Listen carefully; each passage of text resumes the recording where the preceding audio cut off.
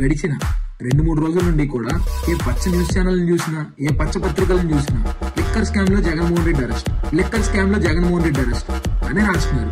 అసలు నాకు అర్థం కాని విషయం ఏంటంటే, కోర్టులో కేసు నడుస్తున్నప్పుడు అది స్కామ్ కాదని మీరెలా చెప్తారు? అది కోర్టులో నడుస్తున్న కేసు, దాన్ని ఇంకా కోర్టు ఎక్కడ స్కామ్ జరిగిందని నిరూపించలేదు. గవర్నమెంట్ మధ్య అమ్మితే స్కామ్ అవుతుందా, లేదా వాళ్ళకు కావాల్సిన వాళ్ళకు, వాళ్ళ బినామీలకు, వాళ్ళ నాయకులకు టెండర్ల పేరు మీద షాపులు ఇచ్చి అమ్మిస్తే స్కామ్ అవుతుందా? ఇంత చిన్న లాజిక్ ఎలా మిస్ అయ్యారు మీరు? మీ ఉడతపుల్లకి తాటాకి చప్పులకి భయపడేవాలనుకున్నారా మా నాయకుడు జగన్మోహన్ రెడ్డి?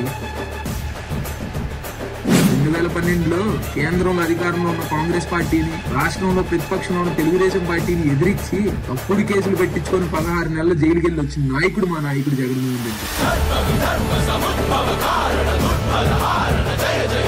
ఆ 2012 తర్వాత 2014 ఎలక్షన్ లో కాంగ్రెస్ పార్టీ గతి ఏమైందో ఆంధ్రప్రదేశ్ రాష్ట్రంలో మర్చిపోయాను.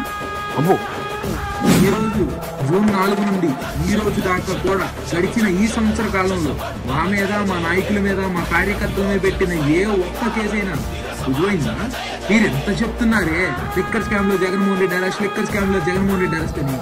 ఇదే పచ్చ మీడియాని, పచ్చ పత్రికల్ని అడుగుతున్నా, దమ్ముంటే ప్రూవ్ చేయండి. ప్రూవ్ చేసిన తర్వాత రాయండి ఆర్టికల్లు, డిబేట్లు. దగ్గరుండి బయటకు తీస్తాం. సప్త సముద్రాల అవతలున్నా కూడా పిలిపిస్తాం. చూస్తూ ఊరుకోం.